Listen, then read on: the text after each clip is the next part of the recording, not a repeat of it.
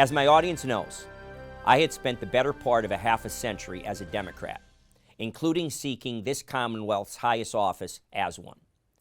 That same audience also knows that several years ago, I left the Democratic Party and became a Republican. I announced this on this network at Fox on my TV show, quoting former President Ronald Reagan, who had himself been a Democrat, a Union chief no less, before becoming a Republican himself, with that famous quip that he had that he didn't leave the Democratic Party.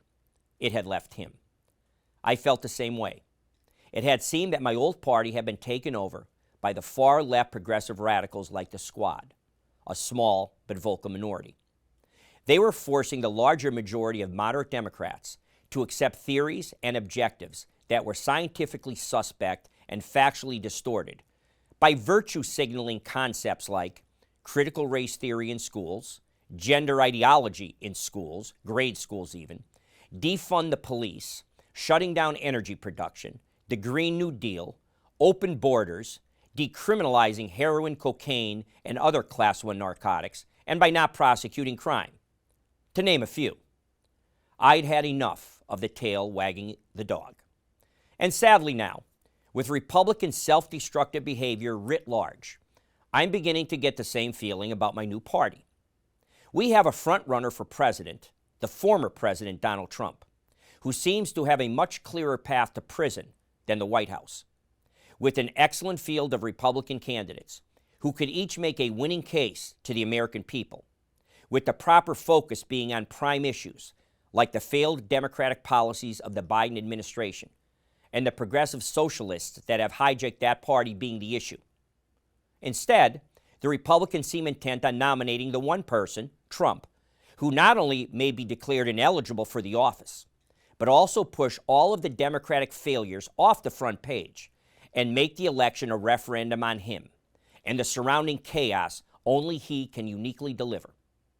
That is a losing argument, folks, for the Republicans. Then there is the dysfunctional far-right House Republicans, the gang that can't shoot straight. The nation has been served up a level of chaos worthy of the food fight scene in the movie Animal House. Not surprisingly, the likely culprit to this mayhem was most probably Donald Trump, whose fingerprints are all over the entire affair, from Matt Gaetz's motion to vacate Kevin McCarthy's speakership to the blackballing of any choice who was not a Trump acolyte. I will now quote from a great article by Hugo Gurdon, editor-in-chief of the Washington Examiner. Gurdon talks about the recent spasm in the Republican House, whose members squabble and detest each other, saying they remind him of another party in history, whose selfish and self-promoting members shattered the perception of unity that political parties generally try to present to the outside world. The party Gurdon is referring to that most resembles today's Republicans was Great Britain's party of the left, its Labour Party. He says that it was Margaret Thatcher's and her Conservative Party's good fortune for her to be elected Prime Minister when the Labour Party was ripping itself to pieces. Thatcher's long tenure and great reign was blessed by an opposition Labour Party that went on a journey of lonely self-destruction for nearly 2 decades. After almost 20 years of inept leadership and pulling itself apart, Labour finally agreed and pulled itself together on choosing their leader, Tony Blair, and regained power after a generation. In other words, you can learn from history or be condemned to repeat it, as the Republicans seem intent on doing. Now I will quote directly from Gurdon. Begin quote.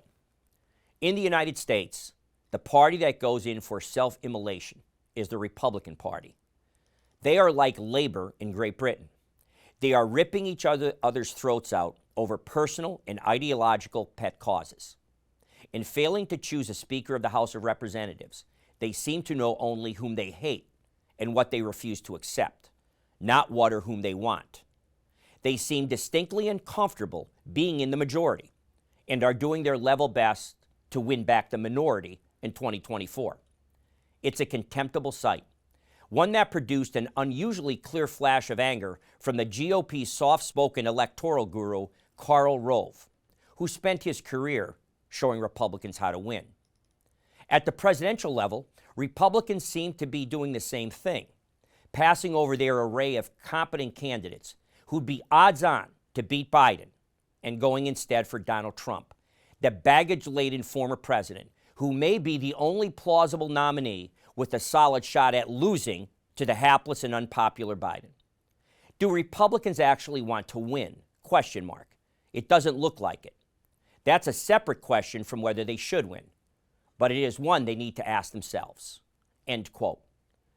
I'll conclude and finally say that I couldn't have said it better, what Gurdon said and other good editorialists around this country have said. The path is clear for Republicans to win. Choose a president, a nominee for president, that can make a winning argument to the American people. The focus on this campaign and the issue should be the failed policies, pick one, of the Democratic administration of the last 4 years. Or the election can be about Donald Trump. If the issue, and if he's the nominee, it will be about Donald Trump.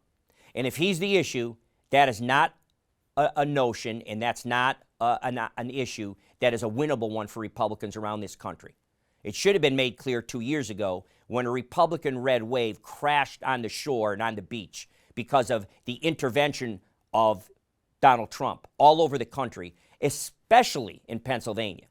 We had candidates that were good ones for governor. We had a good candidate who's, by the way, running again for U.S. Senator in Dave McCormick. Either one of those candidates could have been and probably would have been winners. And along with that would have brought in a Republican House as well as a Republican Congress majority from Pennsylvania's delegation. Instead, the Democrats prevailed. How much more evidence do you need that Trump cannot win?